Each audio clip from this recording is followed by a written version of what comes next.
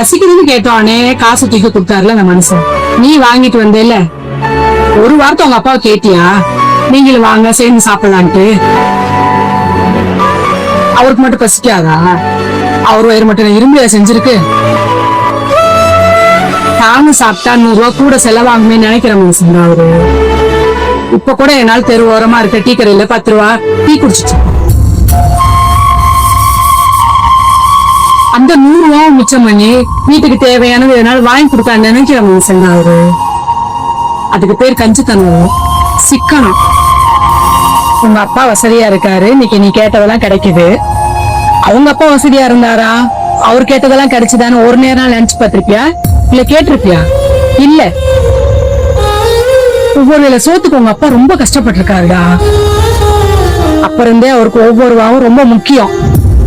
அவர் அப்படிலாம் சேர்த்து வச்சதுனாலதான் இன்னைக்கு நீ கேட்டதெல்லாம் கிடைக்குது.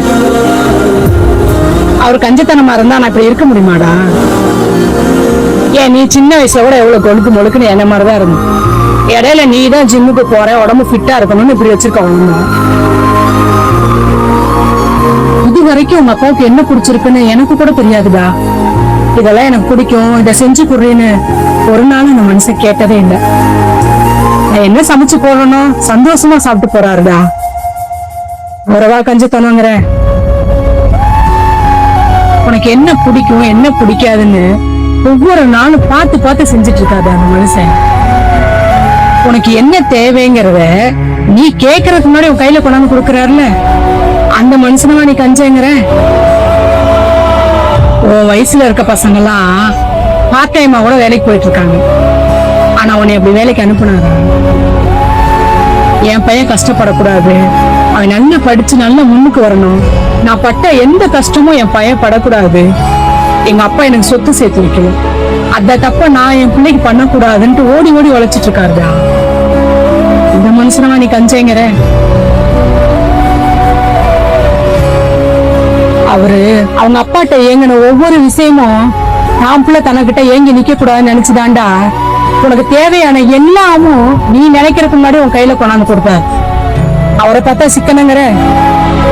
அவர் அப்படி சிக்கனமா இருந்திருந்தா இன்னைக்கு 2 லட்சம் ரூபாய் பைக்கு, 20,000 ரூபாய் போனு உனக்கு கிடைக்குமாடா? இதெல்லாம் வரைக்கும் நீ முகம் சொல்லிக்கிற மாதிரி ஒரு வார்த்தை சொல்லிருப்பாரா இல்ல நடந்திருப்பாரா? உன்னை கண்டிக்கணும்னா கூட என்கிட்ட சொல்லிதாண்டா உன்னை கண்டிக்க சொல்லுவாரு. அது உனக்கு தெரியுமா? ஏன்னா அப்பாதான் அன்பை காட்டணும், அம்மாதான் வெறுப்பு காட்டணும். எங்க எதனாலும் நான் சொல்லி என் பிள்ளை என்னை வெறுத்து வரும்னு நினைக்கிறாருடா. நீ நான் அவ்வளவு பிடிக்கண்டா உங்க அப்பாவுக்கு. அவரை பார்த்தா நீ கஞ்சோங்கிற? உனக்கு கிடைச்ச அப்பா மாதிரி வேற யாருக்கும் கிடைக்க மாட்டாங்க. அதே மாதிரி எனக்கு கிடைச்ச புருஷன் மாதிரி வேற யாருக்கும் கிடைக்க மாட்டாங்க. அவர் அப்பா மட்டும் இல்லடா, சாமிடா.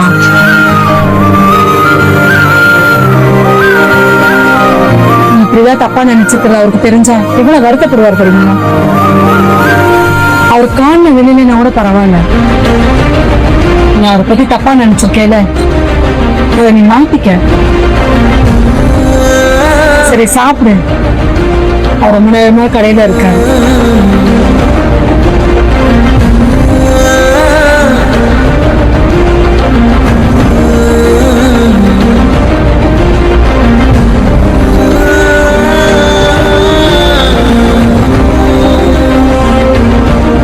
சாப்பிட்டீங்களா? என்னடி பிள்ளை கண் கலங்கி இருக்கு, காரம் எதுவும் வாங்கி கொடுத்தியா? என்னப்பா என்னாச்சு? என்னடி பேசாம ஏன் அழுகுற? என்ன சாமி என்னடி அழுகுறான்? ஏன் சாமி?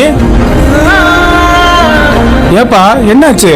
என்னடி என் புள்ள அழுகுறியான்? சாப்பாடு தான் வாங்கி கொடுக்க சொன்னேன் பிள்ளைக்கு, என்னத்த சொல்லி குழப்பி விட்ட? ஏப்பா என்னாச்சு?